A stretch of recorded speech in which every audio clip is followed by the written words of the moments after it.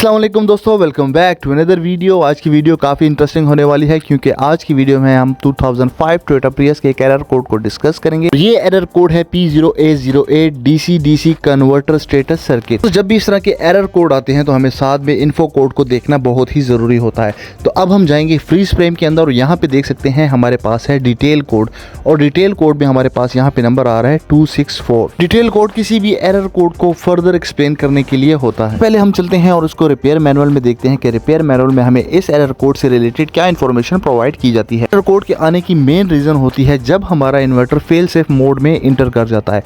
Fail safe mode में inter करने की बहुत सारी कॉजेज होती हैं इसकी, और ये इन्वर्टर हाइब्रिड व्हीकल ECU को फेल सेफ मोड का सिग्नल सेंड करता है कि मैं फेल सेफ मोड में इंटर कर चुका हूँ। सेफ मोड में इंटर होने की मेन रीजन होती है इन्वर्टर कन्वर्टर का टेम्परेचर। इन्वर्टर कन्वर्टर का टेम्परेचर बहुत ही ज्यादा हाई हो जाता है तो उस टाइम पे ये फेल सेफ मोड में इंटर कर जाता है और 12 वोल्ट बैटरी को चार्ज करना बंद कर देता है। तो जैसे थोड़ी देर के बाद हमारे जो 12 वोल्ट हैं वो 11 वोल्ट पे ड्रॉप हो जाते हैं और 11 वोल्ट पे आते ही ये एरर कोड डिटेक्ट किया जाता है। इन्वर्टर कन्वर्टर के हीट होने की बहुत सारी रीजंस हो सकती हैं। इन्वर्टर में कूलेंट बहुत ही कम है, या फिर इन्वर्टर का जो कूलेंट पंप है वो वर्किंग नहीं कर रहा, या फिर उसकी जो रेडिएटर की लाइंस हैं वो कहीं से चोक हैं या उनमें कहीं ब्लॉकेज है।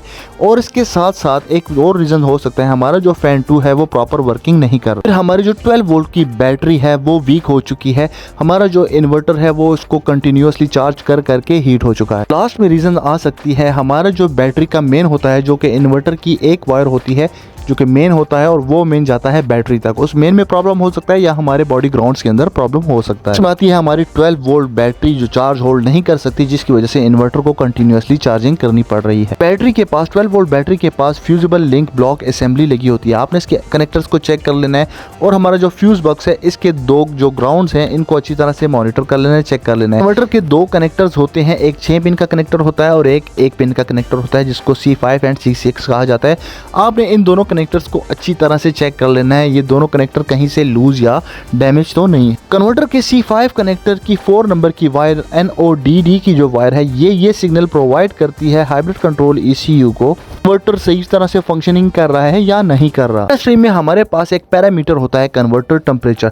तो कन्वर्टर टेम्परेचर को नॉर्मली 60 डिग्री तक सेल्सियस तक होना चाहिए। अगर 60 डिग्री सेल्सियस से ज़्यादा हो रहा है नॉर्मली कार को ड्राइव करते हुए तो इट्स मीन कि हमारा कन्वर्टर जो है वो हीट हो रहा है और हमने वाटर पंप को चेक करना है या फिर उसके कूलेंट से रिलेटेड पार्ट्स को चेक करना है। यहाँ पे आपको हाइब्रिड व्हीकल ECU की पार्ट लोकेशन भी शेयर कर दी जाती है। आगे हम चलते हैं इलेक्ट्रिकल वायरिंग डायग्राम में। तो ये देख सकते हैं हमारे पास इसका जो पर्पल कलर की वायर है 4 नंबर की, ये है हमारे पास NODD की पिन। ये होता है हमारा इन्वर्टर का स्टेटस। इन्वर्टर अपना स्टेटस खुद ही हाइब्रिड ECU को सिग्नल के जरिए से प्रोवाइड करता है वोल्टेजेस की शक्ल में, जिससे इन्वर्टर का पता चलता है कि हमारा इन्वर्टर प्रॉपरली फंक्शनिंग कर रहा है या नहीं कर रहा। जब भी वो फेल सेफ मोड में इंटर करता है तो उस टाइम पे वो हाइब्रिड ECU को सिग्नल भेजता है। तो ये है हमारे पास हाइब्रिड ECU और इसके इन्वर्टर के कनेक्शंस। तो यहाँ पे देख सकते हैं NODD वायर जो है कन्वर्टर इन्वर्टर नॉर्मल होता है तो उस टाइम पे 5 से 7 वोल्ट होते हैं, और जब इसके अंदर कोई प्रॉब्लम होता है तो उस टाइम पे 2 से 4 वोल्ट होते हैं। कार के अंदर जब हमने इसके टेम्परेचर को चेक किया दोस्तों तो ये देख सकते हैं इसका जो टेम्परेचर है वो 68 डिग्री सेल्सियस तक आ चुका है और इसका जो इन्वर्टर है काफी हीट हो रहा था। ओनर का कहना था कि उन्होंने रिसेंटली ABS चेंज करवाया और उन्होंने इन्वर्टर उतारा था, उसके बाद से ही ये प्रॉब्लम स्टार्ट हुआ। तो उन्होंने इसके अंदर पानी तो भर दिया लेकिन इसके अंदर जो ट्रैप हो गई है एयर उसको नहीं निकाला। बैटरी को चेक करने के लिए कार का इग्निशन स्विच ऑन करेंगे और यहाँ पे देख सकते हैं इग्निशन स्विच ऑन होने पे हमारे पास 13.1 वोल्टेजेस आ रहे हैं।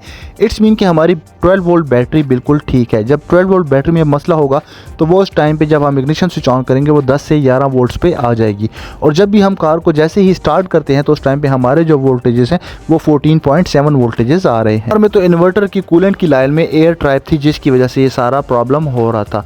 हो सकता है आपकी कार के अंदर कोई और प्रॉब्लम हो, तो आपके साथ तमाम इसकी जितनी भी सिचुएशंस हैं, जितनी भी चीज़ें हो सकती हैं वो सब की सब शेयर कर दी गई हैं। मिलते हैं नेक्स्ट वीडियो में किसी और टॉपिक के साथ, तब तक स्टे ट्यून। अल्लाह हाफिज़।